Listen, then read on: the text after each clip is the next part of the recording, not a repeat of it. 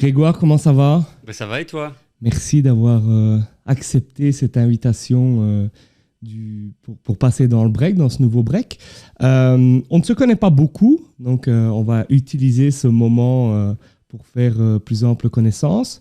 Fraîchement CEO Sambre-Invest.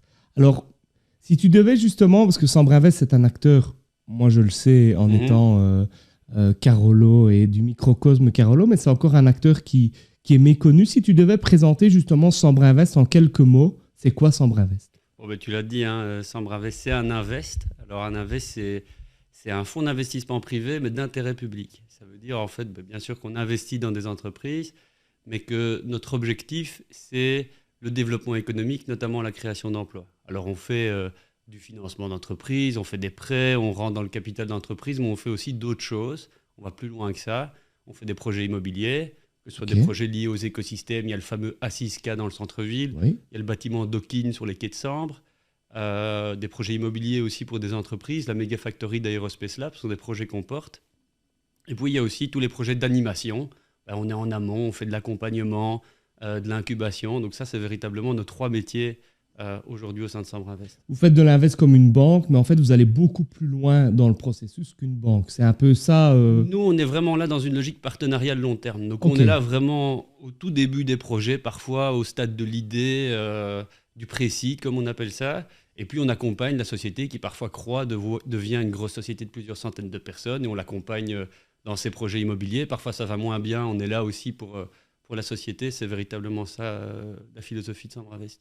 Et combien justement de partenaires, tu as quelques chiffres de partenaires que vous encadrez justement? Aujourd'hui, dans notre portefeuille, on a 300 sociétés. Ah oui, c'est ça. Des sociétés dans lesquelles on a investi d'une manière ou d'une autre. Régional. Régional, majoritairement Carolo, même s'il y a certaines sociétés qui sont en dehors de Charleroi, mais qui contribuent au développement et rayonnement de nos écosystèmes. Donc ça, c'est un peu la philosophie. C'est 200 millions d'euros investis dans ces 300 sociétés. Donc oui, effectivement, on a un rôle assez important dans la région. Alors, on va plutôt parler de toi. Donc, Grégoire, tu as fait des études à Louvain-la-Neuve, puis tu as fait des études dans d'autres... tu es parti à l'étranger, je pense, au Danemark, ouais, j'ai fait mon Erasmus au Danemark, ouais. Et puis tu reviens. Est-ce que tu es un peu, finalement, de ces Carolos qui ont fait des études, qui sont partis, parce que tu as travaillé en dehors de Charleroi, et qui reviennent à un moment donné sur Charleroi. C'est quoi justement ton histoire par rapport à Charleroi? Donc moi j'ai grandi à Rensart. Très belle commune, soit dit en passant. Magnifique. J'ai grandi à Rensart jusqu'à la fin de mes études universitaires. Donc j'ai été à l'école à Rensart, puis j'ai été au collège du Sacré-Cœur faire mes humanités. Et puis comme beaucoup de Carolos, on quitte Charleroi pour faire nos études universitaires. Moi j'ai choisi d'abord Bruxelles, puis Louvain-la-Neuve. Je crois que c'était dans l'autre sens. Non, c'est d'abord Bruxelles et puis Louvain-la-Neuve. J'ai rencontré ma compagne qui est namuroise en étant à Bruxelles. Et puis se pose le choix effectivement où va-t-on habiter? Où va-t-on habiter? Où va-t-on travailler? Alors, c'était pas forcément la question du où on va habiter, c'est plus où on va travailler au début qui a joué. On s'est retrouvés tous les deux à travailler à Bruxelles sans vraiment d'opportunités concrètes à Charleroi. Et donc on décide d'habiter près de son lieu de travail, c'est assez logique. On a eu cette carrière et ce mode de fonctionnement pendant 7-8 ans. Et puis on s'est dit, en fait, tous nos amis sont à Charleroi. Moi, ma famille est toujours à Charleroi. C'est ici qu'on passe tous nos week-ends. Essayons d'habiter à Charleroi, mais c'est quand même quelque chose qui prend du temps. On voit pas mal de Carolos qui refont ce trajet. Moi, j'ai quelques amis ici. J'en ai encore un. J'ai été visiter sa maison il n'y a pas longtemps. Il est en construction. C'est assez chouette. Il y en a quand même aussi pas mal qui ne reviennent pas. Et ça, je pense que c'est quelque chose sur lequel on doit travailler à l'avenir. C'est un des enjeux de Charleroi. Le développement universitaire, c'est finalement quelque part pour garder nos cerveaux, si je peux parler. Oui, non, c'est clair. Et ça, je pense que c'est fondamental si on veut continuer le développement, éviter que toute une série de la population, toute une partie de la population s'en aille et ne revienne jamais, alors qu'on reste tous. Ça, je pense que c'est l'élément important avec les Carolins et tous profondément attachés à Charleroi. C'est ça qui est fou en fait, c'est que plein de gens s'en vont, mais parfois on se retrouve à Bruxelles et t'es Carolo, il y a une espèce de symbiose tout de suite qui s'installe. On est vachement fiers. Moi je l'ai toujours revendiqué haut et fort à l'université, d'ailleurs au début je me souviens, les gens Je disais toujours, le Carolo, dans les travaux de groupe, premier travail de groupe que j'ai fait pour la petite anecdote, personne ne voulait venir avec moi. Non, on va quand même pas se mettre avec un Carolo. J'avais un accent bien trempé. Personne ne voulait se mettre avec moi. Puis finalement, je réussissais correctement. J'ai eu mon groupe d'amis. Mais moi, j'ai toujours revendiqué haut et fort mon appartenance à Charleroi. Et puis, je vivais vraiment à Charleroi, à Ransard, etc. Donc, c'était quelque chose que j'ai toujours eu en moi. Et puis aujourd'hui, je suis ravi de retravailler à Charleroi très concrètement. Et c'est quoi ton parcours? Tu reviens travailler à Charleroi et puis tu reviens vivre à Charleroi, ou tu reviens vivre à Charleroi et puis tu retravailles, ou c'est en même temps? Ça se passe comment en fait? Donc moi j'ai rejoint, je pense que c'était 2019 le plan catch, la fin du plan catch. J'ai travaillé sur une structure qui s'appelle Charleroi Entreprendre. Je connais un peu. Oui, effectivement. Donc là, j'ai fait ce qu'on appelle la transformation de Charleroi Entreprendre pour refaire une structure un peu plus visible, un peu plus massive que ce qu'était à l'époque. C'était Héraclès. Oui, c'est ça. C'était ça ta mission à un moment donné, c'est de repenser comment on aide les entreprises à Charleroi. Exactement. Donc Charleroi Entreprendre, c'est une société qui accompagne les porteurs de projets, les entreprises, dans leur développement, dans leur croissance. Donc c'est vraiment une structure d'accompagnement. Charleroi avait besoin de ça, puisqu'on a besoin d'entrepreneurs, on a besoin aussi d'accompagner tous les gens et toutes les sociétés qui ont des bonnes idées. Et donc on a voulu, dans le cadre du plan catch, refaire une structure plus compétitive, plus visible, avec plus clair, de moyens, aussi, plus clair, de savoir qui fait quoi. Et donc ça, j'ai fait ça pendant 1 an. C'était le mandat. Catch, c'était 3 ans. Moi, je suis arrivé à la fin. Ça s'inscrivait dans le cadre du plan catch parce que c'est un des véhicules qui pérennise aussi un peu la mission du plan catch. On pourra en reparler après. Et après ça, c'est poser la question. Donc là, j'habitais Namur. Pour répondre à ta question, j'habitais Namur. Ma femme est namuroise. On était là-bas. On avait 2 petites filles à l'époque. Voilà, je m'étais quand même fort rapproché parce qu'avant j'étais au Luxembourg, donc c'était quand même tout un peu plus loin. On se rapproche de Charleroi. Ça fait une étape. Exactement. Puis après 4, j'ai basculé à la Sogepa, qui était un fonds d'investissement régional, mais qui était basé à Liège. Et là, on était toujours à Namur, mais on réfléchissait à revenir à Charleroi.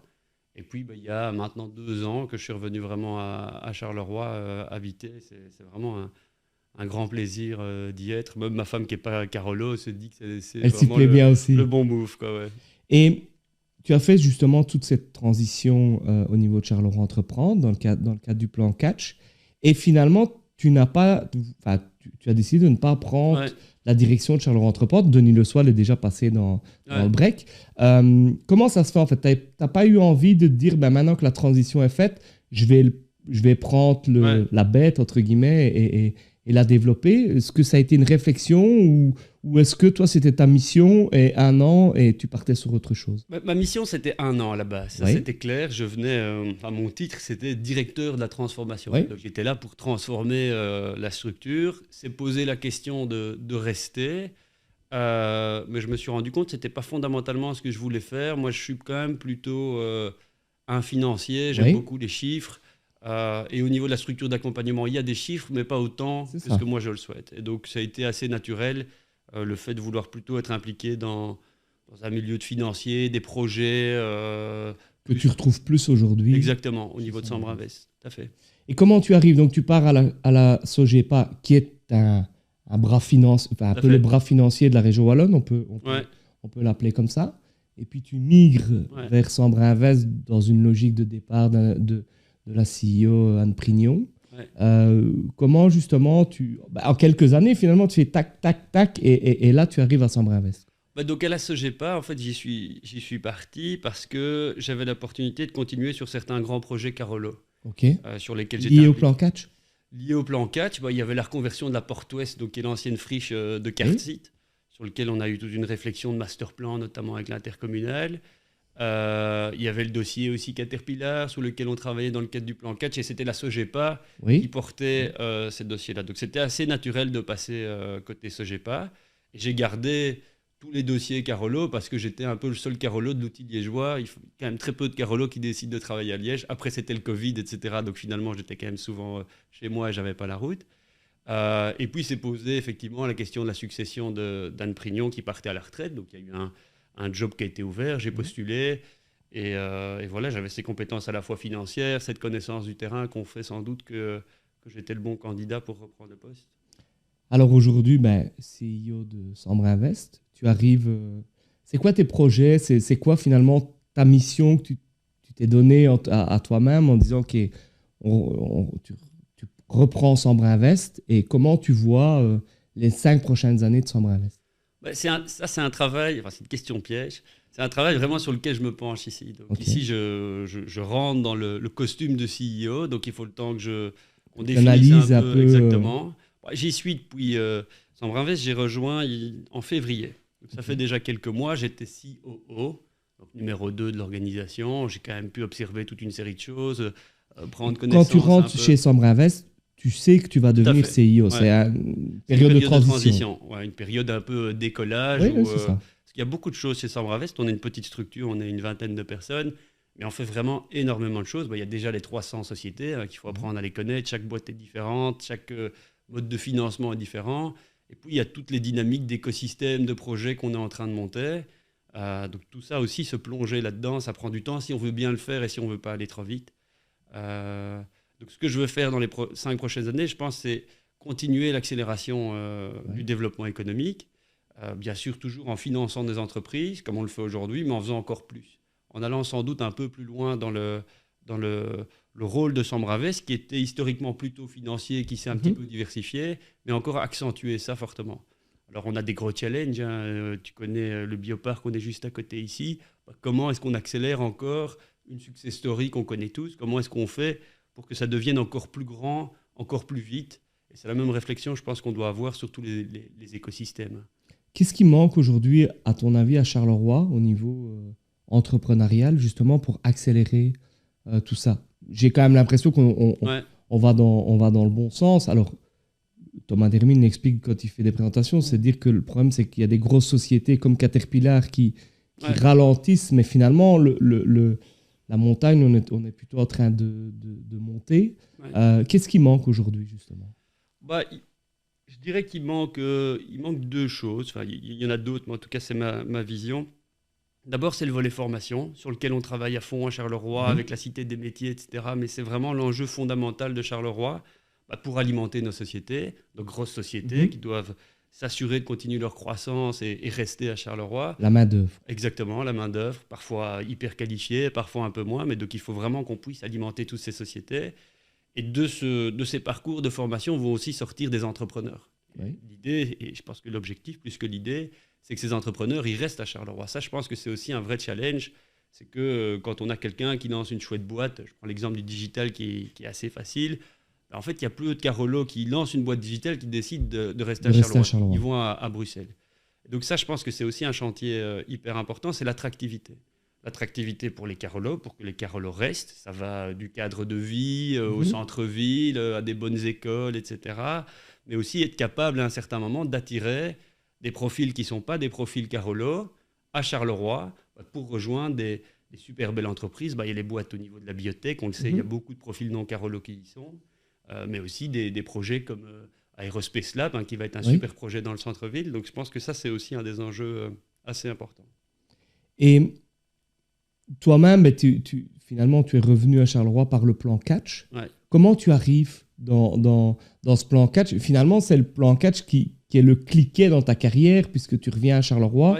Et aujourd'hui, il y a des chances que tu es parti pour des années à Sambre Invest. En tout cas, je te le souhaite. Donc, comment finalement ce cliquet? Tu habites au Luxembourg, donc j'imagine que tu travailles au Luxembourg à ce moment-là. Non, là j'étais revenu. Là, j'habitais Namur. J'ai une carrière un peu compliquée. J'habitais Namur et je travaillais à Malines, donc en Flandre. C'est ça. Mais tu as travaillé au Luxembourg. J'ai travaillé au Luxembourg. Et comment finalement le chemin et hop, tu arrives responsable de la transformation sur le plan Catch? Bosser à Charleroi, ça a toujours été un peu un objectif. Alors après, la question, c'était à quel moment et dans quelle boîte, mais je m'étais toujours dit, voilà, j'ai envie de travailler à Charleroi, que ce soit en lançant ma boîte ou dans un des gros acteurs, finalement, Carolo, parce que c'était plutôt dans des grosses boîtes à l'époque. Donc j'avais toujours ça un peu en tête et je suis toujours un peu resté connecté aux dynamiques Carolo. Par exemple, le plan 4, je n'étais pas dedans. J'avais lu le plan 4, j'essayais de suivre un peu les dynamiques, je participais aux différents événements. Et puis, via, et notamment via Thomas Dermine, parce que tout le monde se connaît à Charleroi, c'est à la fois la force et la faiblesse de Charleroi. La faiblesse, dans quel sens tu penses la faiblesse? On se connaît tous et donc on manque parfois un petit peu de confidentialité. Et voilà, tu sais pas faire un truc sans que ça se sache 2 jours après. Mais voilà, gardons plutôt la force que la faiblesse. Et puis j'ai appris qu'il cherchait quelqu'un pour transformer cette structure. Alors j'ai discuté plusieurs fois avec Thomas, avec l'équipe aussi de catch. Ça n'avait rien à voir en fait avec ce que je faisais en termes de secteur. Moi j'étais vraiment dans le privé. Donc là c'est reprendre des structures publiques, les fusionner. Bref, ok, d'accord. Par contre le volet... Chacun veut garder son identité, mais quand même faire un truc... oui, tout à fait. Et puis un peu...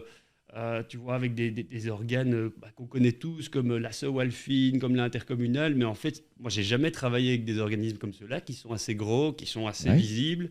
Donc, comment est-ce que ça va fonctionner? Mais j'ai toujours fait des projets de transformation un peu dans ma carrière. Donc, des projets où on essaye y compris dans le privé. Ouais, dans le privé. Donc, je me suis dit, pourquoi pas tenter? C'est une bonne occasion de le faire. Il y a une chouette équipe, il y a une chouette dynamique, il y a un bon alignement de tous les actionnaires, parce que ça, je pense que c'était important. Allons-y. Puis, c'est qu'un an, j'avais un mandat d'1 an. Et on verra ce que ça donne. Et puis, ça s'est super bien passé. Je pense qu'après quelques semaines, c'est toujours ce que j'ai dit et ce que je dis encore. J'ai commencé à m'amuser, en fait, dans mon travail. Je me suis dit, je me suis jamais embêté. Ou on a toujours des moments un peu moins drôles, des downs, une réunion qui se passe mal. Mais j'ai jamais été vraiment démotivé en me disant, bon, je vais réfléchir à changer, etc. Alors que c'était plutôt des réflexions que je pouvais avoir dans mes anciens boulots. Après 6 mois, 1 an, tu te dis, bon, est-ce que j'ai pas fait le tour? Est-ce que j'ai pas envie de faire autre chose? Mais là, depuis que je suis dans cette dynamique, je m'amuse, quoi. Et ça, c'est limite, faut trouver le bon équilibre avec sa vie familiale, mais je m'amuse dans mon boulot et j'ai vraiment envie d'y aller tous les jours et ça, c'est passionnant. Et justement, peut-être le fait que tu ne connaisses pas, comme tu disais, l'interco, ça a amené un regard totalement neutre, en fait. T'es arrivé avec aucun préjugé, peut-être par rapport que tu pourrais avoir si tu venais du microcosme. Ouais, peut-être. En fait, tu viens... Je dis l'interco, mais c'est tous les acteurs finalement. Un public, c'est même Sambre-Invest, même si c'est une société privée, tu as cette image d'acteur public. J'avais un espèce d'a priori par rapport au public, où tu te dis, en fait, tu rentres dans le public, c'est super lent, il n'y a rien qui se passe, etc. Mais assez vite, tu te rends compte en fait que c'est faux. C'est sûr que tu as certaines contraintes liées au financement, etc. Mais en fait, il se passe plein de choses. Tu es vraiment au cœur de toutes les réflexions, de tous les grands projets structurants du développement économique. Et ça, ça compense peut-être... parfois la complexité que tu peux avoir sur certains sujets. Donc voilà. Alors, tu es encore jeune, mais tu as déjà une belle carrière. Si tu devais sortir 3 moments phares professionnels de ta carrière, ça serait quoi ces 3 moments? Je ne les dis pas dans l'ordre, je dis ceux qui me viennent à l'esprit. Donc je pense qu'il y a un moment assez important qui est peut-être anodin, mais c'est le jour où on a lancé Charleroi Entreprendre. C'était le 21 juin, le jour de l'été. Et là, je me suis dit, parce que j'avais commencé en mars, je me suis dit, en fait, on est capable de bouger super vite dans le public. Après, il faut parfois un peu se battre, mais on est capable de faire des choses. Et là, je me suis dit, je suis mordu de cette dynamique. Voilà, j'ai trouvé un peu ma voie ici pour les prochaines années. Donc toi, tu arrives en mars et en juin...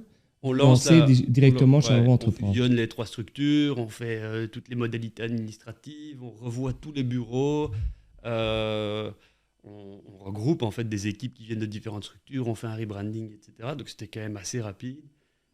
Et donc là, je me suis dit, franchement, c'est bon, on s'est avancé. Donc ça, c'est un moment peut-être un peu anodin, mais important. Oui, non, mais qui est le cliquet, entre guillemets, par rapport même à ta vision du public et des choses comme ça.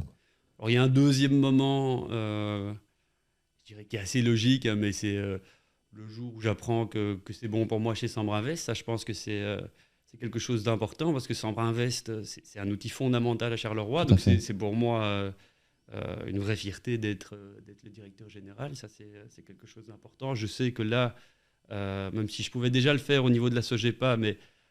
j'ai dans mes mains un super outil avec une super équipe, un bon conseil d'administration et qu'on va vraiment pouvoir travailler très correctement. C'est un bel aboutissement par rapport à ces 3 dernières années passées à Charleroi. Ouais. Et alors professionnellement, après tu vas me dire que tout le monde dit peut-être ça ici, c'est la naissance de mes 2 filles. Ça a généré un espèce de déclic un peu dans mon esprit en me disant ok, je peux continuer à faire une carrière un peu peu conventionnel, dans une banque ou dans une grande société où tu as une belle voiture, tu es bien payé, tout ce que tu veux. Mais en fait, ça ne fait pas beaucoup de sens et ça a un peu coïncidé en fait, avec la naissance de mes enfants, de me dire est-ce que je ne ferais pas des choses un tout petit peu différentes, tenter peut-être un peu dans le public, etc. Alors qu'il y a beaucoup de gens en fait, qui ont peur de franchir le pas. Donc c'est un peu ces 3 moments, je trouve, structurants ces dernières années sur ma carrière professionnelle. Et justement, par rapport, on a des carrières prenantes, c'est souvent 38 heures, ça arrive souvent le mercredi. 2 jours. Ouais. Comment tu gères ce côté vie privée, vie professionnelle, vie moins publique que moi, mais quand même publique, parce que le catch, c'était quand même très, très visible. Et aujourd'hui, en tant que CEO de Sambrin, Sogepa, c'est peut-être retourné un peu dans l'ombre, bien que la Sogepa est un organe super important, mais pas très visible. Ici, Sambrin Invest, voilà, tu es quand même... Comment tu gères un peu ça, ce côté lumière? Et de ce que je te connais, c'est à mon avis pas le truc que tu préfères. Non, c'est pas le truc que je préfère. Et puis moi, j'y ai pas été fort habitué. Tu l'as dit, la Sogepa, moi j'étais de toute façon dans l'ombre, j'étais conseiller, j'étais pas au niveau de la direction. Catch aussi, j'étais dans l'équipe, et j'étais pas le directeur de la dynamique Catch qui ont un rôle d'ambassadeur. C'est un peu nouveau, moi, ce rôle au niveau de Sambrin Invest. Donc il faudra que je m'habitue. Je me rends compte qu'il y a besoin un peu d'incarner la structure. Donc ça, je vais devoir le faire. CEO de Sambrin Invest, c'est un peu de la politique aussi, quelque part. Je dirais pas. Mais oui, il y a quand même un côté politique dedans où voilà. On doit se battre pour certains sujets, on doit les défendre, défendre la cause de Charleroi parfois à l'échelle régionale. Donc oui, il y a peut-être un petit peu de politique. Et alors au niveau de la gestion de l'agenda, ça c'est vraiment très difficile. Faut que je me mette une discipline. Je suis très mauvais là-dessus. Tout le monde me dit que je suis addict au téléphone. J'ai encore été chez un ami, c'était vendredi soir. J'arrive chez lui, il avait déposé une boîte à l'entrée en disant tu mets ton téléphone dans la boîte. Parce qu'en fait, on reçoit tout le temps des mails professionnels. Et moi, j'ai l'impression que si on ne traite pas tous ces mails, en fait, ça s'accumule et c'est encore plus dommageable au niveau de ta vie de famille. Parce qu'à un moment donné, tu dois prendre toute une après-midi, un week-end pour ne pas prendre de retard. Mais c'est super important, je pense, de trouver un équilibre. Après, moi, ici, je suis dans une nouvelle fonction. Donc, c'est sûr que le boulot prend plus de place que la famille très temporairement. Mais c'est super important aussi de passer du moment avec mes filles. Je me fais toujours... j'ai toujours un point d'honneur à essayer d'aller les chercher à l'école, les déposer le matin, un maximum. Et de passer des moments parfois courts, mais assez intenses, faire des jeux, aller les voir au tennis, etc. Tout ça sont des choses qui sont importantes. Je comprends ce que tu dis parce que c'est des remarques qu'on me fait souvent et je dois mettre mon... Mais tu sais que c'est un détail, mais moi, par exemple, quand je joue au soupe, je mets mon GSM ailleurs et en me disant tant pis. Et au final... Le monde c'est une addiction qu'on a, mais le monde ne s'écroule pas si tu ne réponds pas aux mails. Mais c'est pas une critique parce que je suis. Le truc, c'est qu'il ne faut pas que ça contamine aussi tes collaborateurs. Moi, je me rends compte parce que je suis souvent sur mon téléphone, on communique via WhatsApp. Au final, on communique avec ses collaborateurs, on les dérange aussi. Et il faut, je pense, pour l'équilibre de tout le monde, peut-être mettre des plages horaires de non-connexion de l'équipe. Je sais qu'il y a des sociétés qui font ça, par exemple. Les mails ne partent pas entre telle heure et telle heure. Donc ça, je trouve que c'est sain aussi parce que à un moment, tu es fatigué, c'est vrai, on déconnecte jamais et des fois, on le sent quand même dans l'année, on est épuisé parce qu'il n'y a pas eu un moment de repos. Même en vacances, tu pars en vacances maintenant, tu gardes quand même tu ton travailles smartphone. tous les jours, quoi. Et ça, c'est... sur le long terme, je suis vraiment curieux de savoir comment ça va fonctionner. Et moi aussi, souvent, un petit truc qui me fait rire, c'est que ce sont mes filles maintenant qui me disent « Papa, arrête avec ton téléphone ». Et là, je sais que je vais un peu trop loin. J'ai le même genre de remarques. Alors, Sambrin Invest, vous allez bientôt déménager avec une arrivée en centre-ville. Qu'est-ce qui va changer, justement alors, tu n'étais pas là au moment où ils ont décidé d'eux, mais est-ce que c'est un moment où tu te dis, bon, allez, que ça aille vite, qu'on ait nos bureaux définitifs, entre guillemets? Oui, ça va être des super bureaux. Hein. Donc, c'est dans le centre-ville, c'est juste à côté du quai 10 pour ceux qui ne voient pas, donc quai Rimbaud. Alors ça, je trouve que il y a 2 éléments qui sont super importants dans notre déménagement. D'abord, on reprend une position vraiment centrale dans la dynamique économique Carolo. On s'était positionné au niveau de Gosselies, au niveau de l'aéropole, dans une logique qui était l'élément central à ce moment-là de la dynamique Carolo aussi. Quoi. Tout à fait. Donc ça, c'était un bon positionnement, mais aujourd'hui, le bioparc fonctionne très bien. Sans nous, il y a peut-être même besoin d'espace. Donc, nous, on va rebouger dans le centre-ville. Et ça, je pense que Sambre Invest, c'est un acteur du développement économique, c'est un acteur central et la symbolique, elle est très très bonne. Et puis ça va nous permettre aussi d'avoir des nouveaux bureaux. L'équipe a fort grandi. En 5 ans, je pense qu'on a fait x2. De nouveau, on reste une petite équipe, mais on a une vingtaine de personnes. Si on prend les écosystèmes, on a une trentaine. Donc on a besoin aussi d'avoir des nouveaux bureaux. Si tu viens une fois dans nos bureaux, tu as peut-être déjà été. Chacun a son bureau fermé. C'est des bureaux un peu à l'ancienne. Hein. Ouais, c'est plus comme ça qu'on travaille au jour d'aujourd'hui. Et donc on a besoin d'avoir un nouvel outil de travail pour travailler avec les entrepreneurs, parce que c'est plus juste des dossiers de financement qu'on analyse et on met un cachet oui, non, ça va beaucoup plus loin, c'est vraiment des logiques de croissance, d'accompagnement avec plein d'échanges, et donc on a besoin d'avoir un hotspot où tout le monde se sent bien, les entrepreneurs viennent, restent et plusieurs fois sur la semaine. Est-ce que vous avez des thèmes de prédilection chez Sambre Invest? Vous travaillez pas mal sur le digital, à Syska, on va en parler, mais est-ce que vous avez vraiment dans les projets que vous soutenez, des thèmes de prédilection? La grosse masse en fait de notre portefeuille, ça reste ce qu'on appelle des sociétés généralistes. Généralistes, qu'est-ce que ça veut dire? C'est tout sauf des sociétés digitales, sauf des sociétés biotech. Donc ça, c'est du généraliste. Donc en termes de fonctionnement de l'entreprise, c'est toujours un petit peu la même chose. Alors ce qui est intéressant à voir à Charleroi, c'est que tu as quand même toujours un peu la fibre industrielle. Donc c'est chaque fois des petites entreprises, parfois plus grosses, mais avec quand même une notion de production. Donc on reste quand même toujours dans un mindset d'industrie, ça nous a marqué et ça reste quand même dans l'ADN du Carolo et l'ADN des entrepreneurs Carolo. Ça, c'est plus de la moitié finalement de notre portefeuille. Et puis on a les biotech qui prennent de plus en plus de place. Alors là, c'est vraiment des investissements complètement différents de ce qu'on faisait dans le passé. Dans le biotech, c'est beaucoup de risques. Il y a des gens qui viennent avec des projets sur des molécules, etc. C'est vraiment des paris sur l'avenir. La société peut tomber du jour au lendemain une fois qu'une phase d'essai ou de test ne fonctionne pas. La société, c'est fini. Donc c'est beaucoup de risques, mais c'est aussi beaucoup de perspectives en termes d'emploi. On le voit, plus de 3000 emplois sur le bioparc, en termes aussi financiers pour Sambre Invest. Puis il y a tout le volet digital. Donc ça, c'est aussi un volet un peu plus compliqué où une boîte digitale, tu es chez toi avec ton PC, tu peux lancer une boîte digitale. Et donc, il n'y a pas véritablement au début de concret derrière et on doit décider d'investir dans ces sociétés-là. En sachant aussi, et là c'est vraiment compliqué dans notre raisonnement, c'est que l'emploi au niveau du digital, il est dématérialisé par nature. Et donc le gars est à Bruxelles, puis il va travailler au Portugal, il fait son équipe, il recrute 2 gars à l'autre bout de l'Europe. Tout à fait. Et donc par rapport à notre volonté de créer de l'emploi sur Charleroi, c'est pas toujours facile. Donc ça c'est un peu nos 3 grosses masses au niveau du portefeuille de Sambre Invest. Et concrètement, en fait, comment ça se passe? Donc, j'ai un projet, j'ai besoin de fonds pour le développement. Il y a un comité de sélection, il y a une analyse financière, ça j'imagine. Mais comment finalement ça se passe? C'est quoi le chemin à un moment donné pour arriver chez Sambre Invest, pour être soutenu chez Sambre Invest? En fait, tu en as 2. Donc ça, c'est un peu la logique théorique. La première logique, c'est effectivement un entrepreneur qui vient chez nous, il nous sollicite, nous on analyse son dossier en interne, on regarde par rapport aux critères, est-ce que c'est recevable ou est-ce que c'est pas recevable. Par exemple, on a des critères. Est-ce que c'est en dehors de Charleroi? Est-ce que la société n'est pas en difficulté? Donc parfois, on a des sociétés qui sont vraiment en bout de course, qui viennent nous voir, c'est difficile d'intervenir.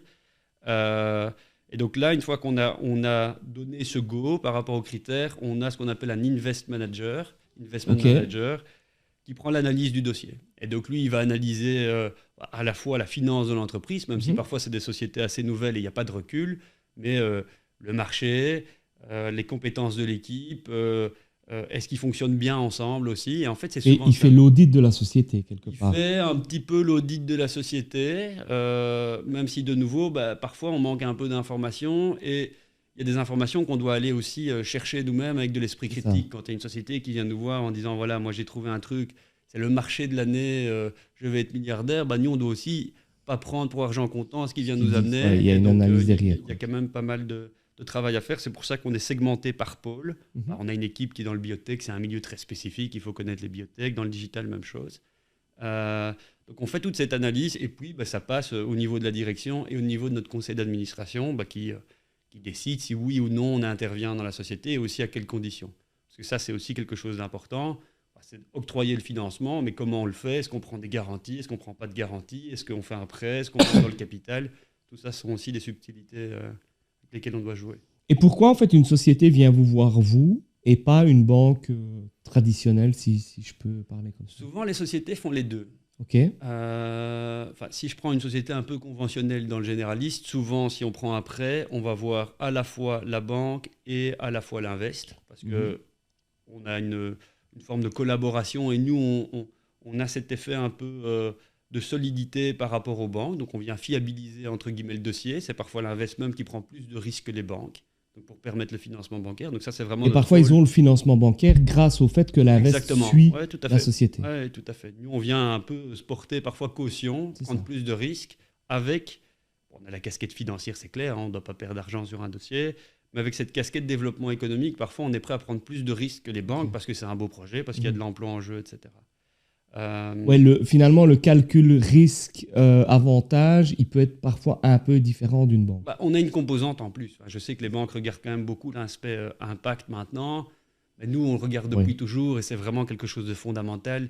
L'emploi, que ce soit la sécurisation de l'emploi, que ce soit la création, la remise au travail de profils parfois infraqualifiés, tout ça, nous, ce sont des KPI qu'on regarde peut-être en tout début de la note d'analyse, qu'on passe à notre conseil d'administration. Après, on va regarder que ça tient la route. Mais donc, on a une lecture un tout petit peu différente des dossiers. Alors, vous êtes partenaire de nombreux projets aussi sur Charleroi. Notamment, tu en as parlé, le projet Assiska, Siska. Ouais. C'est quoi, finalement, l'apport de Sambre Invest dans ce projet? En quelques mots, le projet, et puis finalement, l'apport de Sambre Invest. Donc, Assiska, c'est...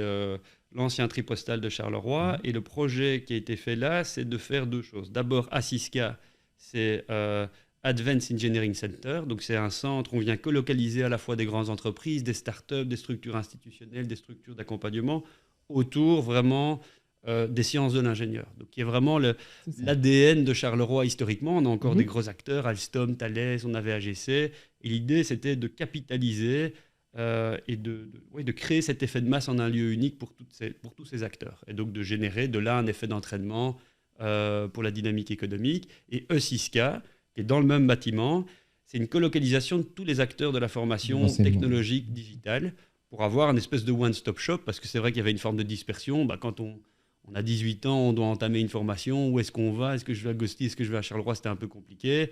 Là, on a créé un lieu unique. Ils viennent se former là. Et juste à côté... il y a toutes ces boîtes des sciences de l'ingénieur dans lesquelles ils peuvent en fait trouver un stage, travailler après, c'est ça. Donc ça, c'est un petit peu l'idée. Et en fait, le rôle de Sambre Invest, c'était vraiment la prise de risque et l'amorçage. Il y avait cette idée dans l'équipe Catch avec toute une série d'acteurs. C'est aussi un projet qui naît de la dynamique Catch. Tout à fait.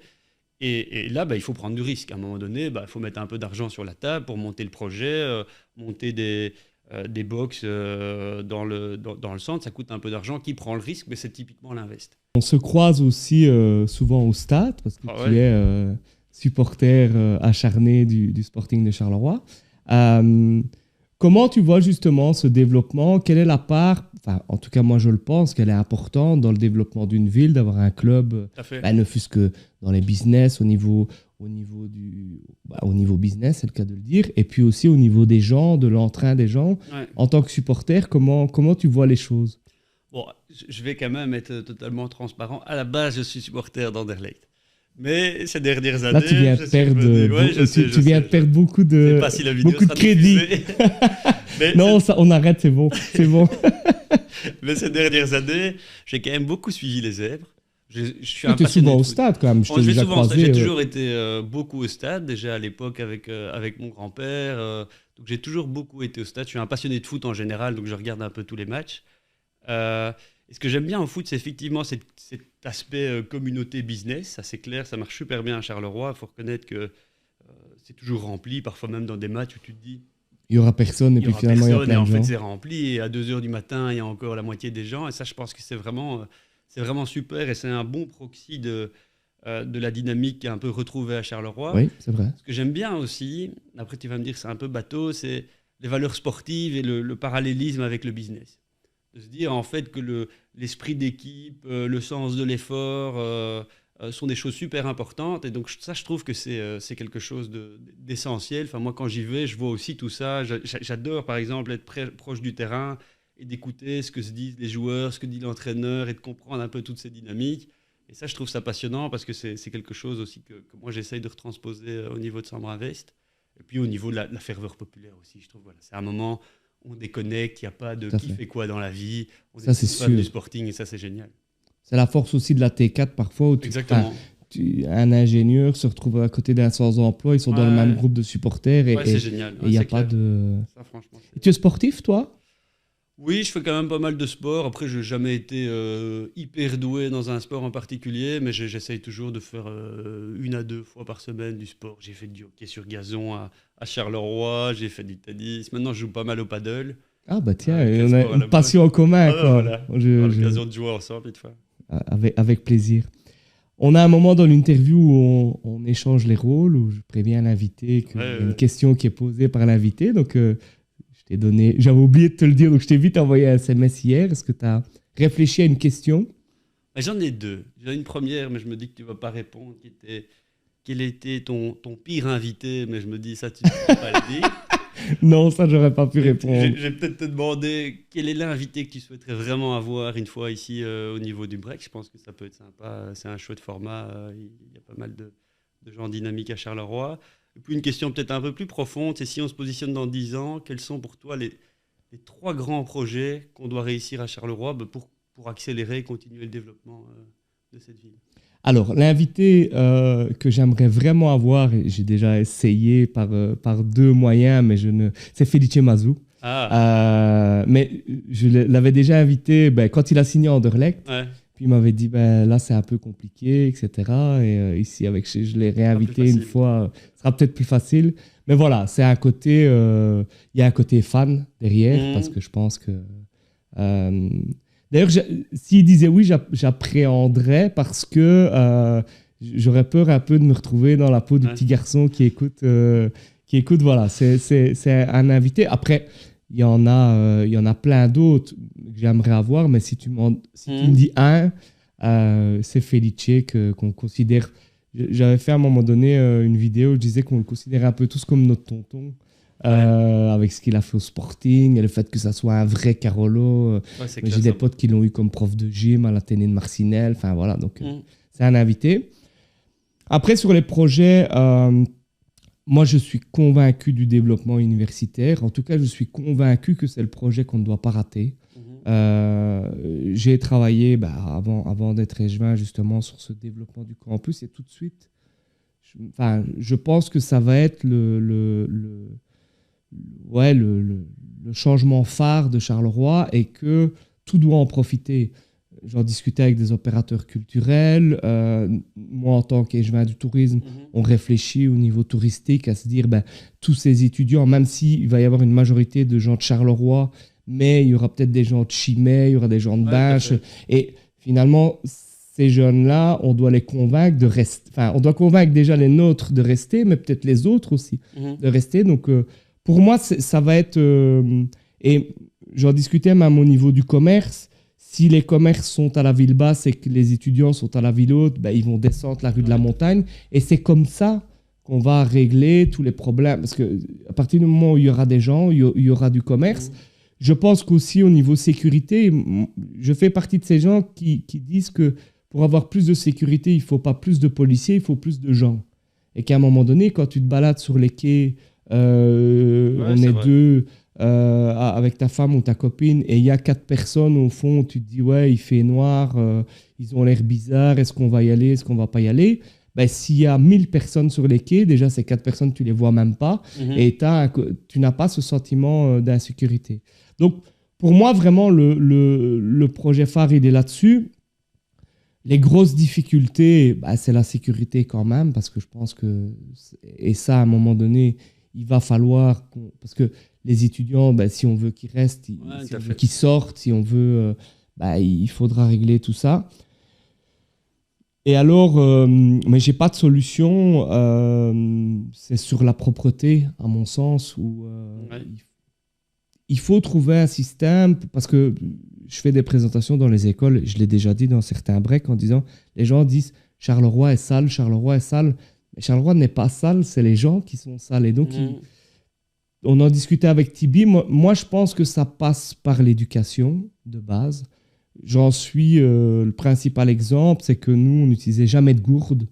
Et c'est ma fille parce qu'on lui a dit à l'école et parce qu'on l'a convaincu à l'école, qui nous a convaincus nous-mêmes.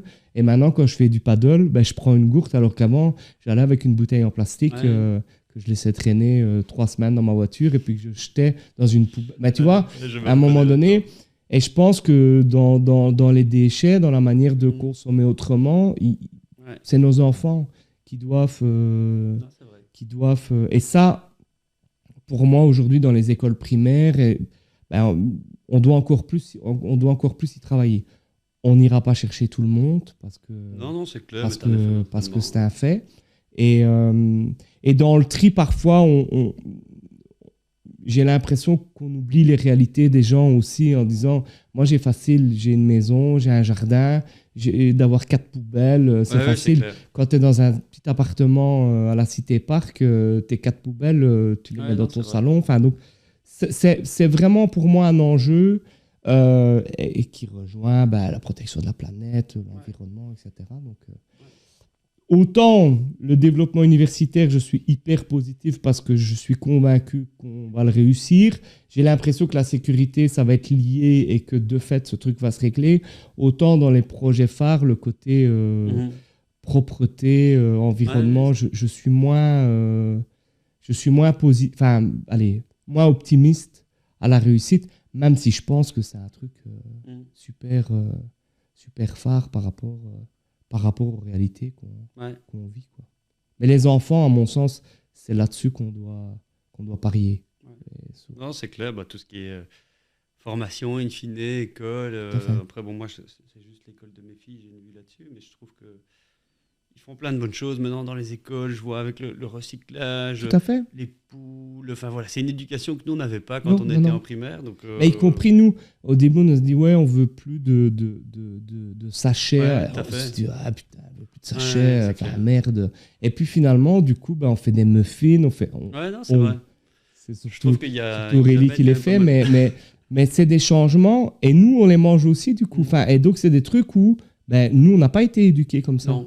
Cette réflexion-là, on ne l'a jamais eue, en fait. Donc, alors, Grégoire, on arrive tout doucement aux dernières questions. L'émission s'appelle Le Break. Alors, tu l'as dit dans l'émission que tu avais énormément de mal à faire un break. Mais quand tu y arrives, c'est quoi, toi, ton break idéal? Est-ce que c'est à l'étranger?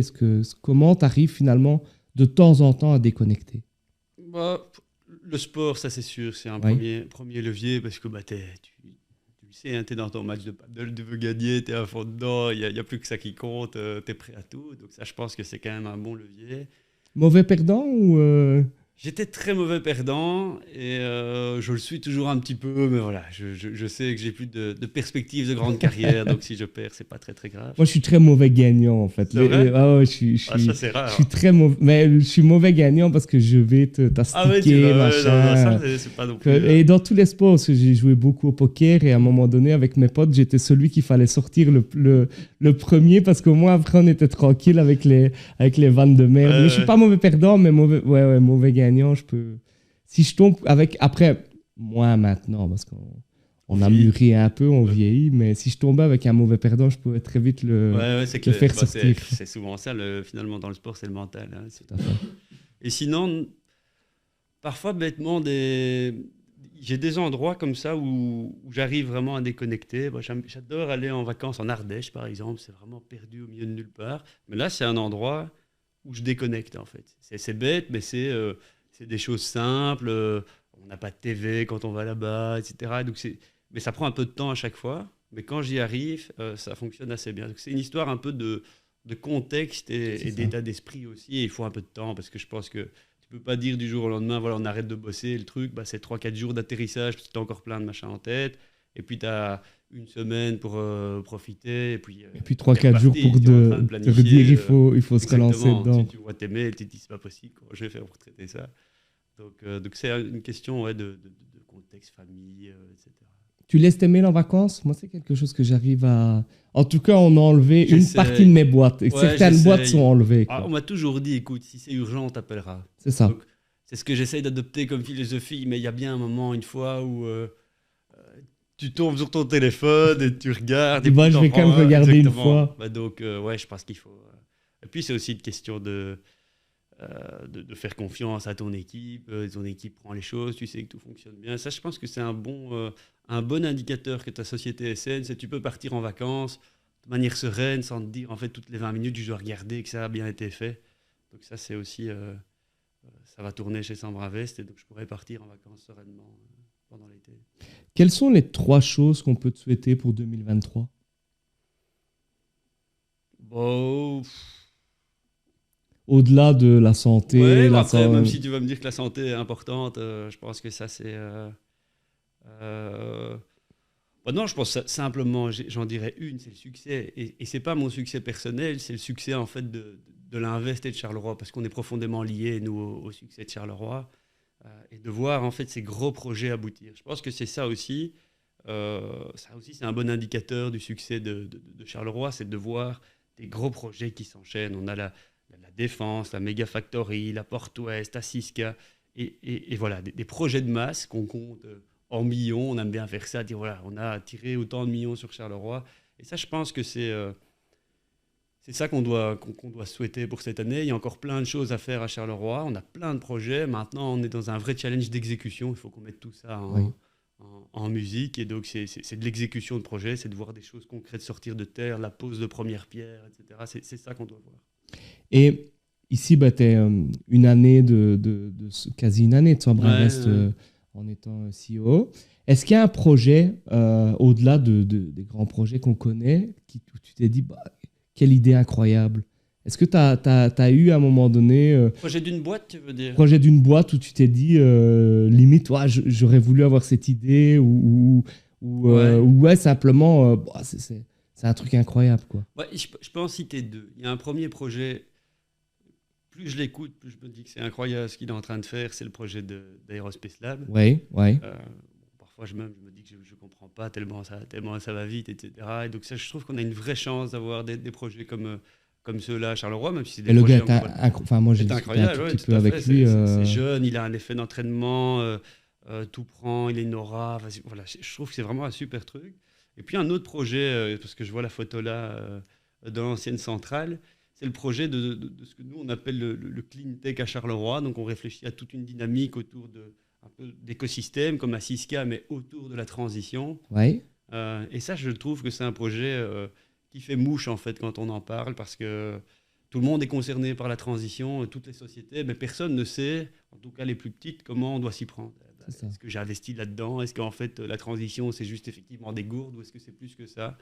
Donc là, je trouve qu'on tient vraiment quelque chose pour changer un peu la dynamique de nos entreprises. Après, ça reste du business, il faut gagner sa vie, mais on est capable et on sera capable, je pense, avec tout ce qu'on essaye de mettre, et c'est dans ce bâtiment de la centrale qui est vraiment magnifique, de faire vraiment quelque chose de sensationnel pour accélérer la transition de nos boîtes. Et je trouve que par rapport à ce que tu dis, où Charleroi, c'est sale, etc., on pourrait être en fait une des villes qui, au niveau des sociétés, est le plus avancée au niveau de la transition et de l'esprit green, respect du climat, etc. Et ça serait des contacts avec les... Donc, parce que tu ne crées pas des sociétés dans le clean tech, tu essaies de convaincre des sociétés existantes. Tu crées un écosystème, en fait. Tu crées un lieu dans lequel tu as à la fois du financement, de l'accompagnement, des outils, des grands acteurs, des projets, etc. Et en fait, autour de ça, viennent se greffer derrière des sociétés qui ont envie de se trouver à côté d'un centre de formation. Et donc là, on a un site qui est incroyable. Tu as, au niveau de la Porte Ouest, presque 100 hectares disponibles. Tu as la Défense qui prend une partie. Juste à côté de la ville, entre le canal et la Sambre, tu as un accès à des sources d'énergie parce que c'était un site industriel. Donc on a un site qu'on a toujours vu comme étant un chancre pollué, personne ne veut mettre les pieds là-dedans, qui est en fait un site exceptionnel avec énormément de potentiel. Donc là, je pense que ça peut vraiment être un projet assez hallucinant. C'est un de tes enjeux pour Charleroi. Ouais, c'est du long terme, mais voilà, je pense que c'est aussi la philosophie de Charleroi. Il faut des projets à très court terme, mais toute la transformation et la redynamisation, c'est en fait du long terme. Donc ça s'inscrit parfaitement dans cette dynamique-là. Grégoire, merci. Merci beaucoup merci à toi. Pour ce moment, pour parler justement de tout cet écosystème encore méconnu par beaucoup de Carolo. Je ne sais pas si tu as un truc que tu voulais ajouter ou une anecdote. Non, j'ai sorti l'anecdote de la boîte quand je vais chez mon copain. Donc, voilà, c'était celle-là que tu devais. Tout est dit, je m'étais dit que j'allais la placer parce qu'elle m'avait marqué vendredi. Mais j'espère que ça ne donnera pas d'idée à mes amis où je vais devoir... C'est le danger, mais c'est bien parce que tu passes vraiment une bonne soirée. Ça, c'est franchement, c'est... Merci en tout cas pour l'invitation, c'est toujours chouette de discuter avec des gens qui partagent ce travail finalement du développement économique, chacun sur son périmètre. Mais très sympa. Merci à toi et puis merci à vous de nous suivre sur ce break. N'hésitez pas à vous abonner sur la chaîne YouTube pour être au courant des nouvelles émissions et on se retrouve dans 2 semaines. Merci Grégoire. Merci.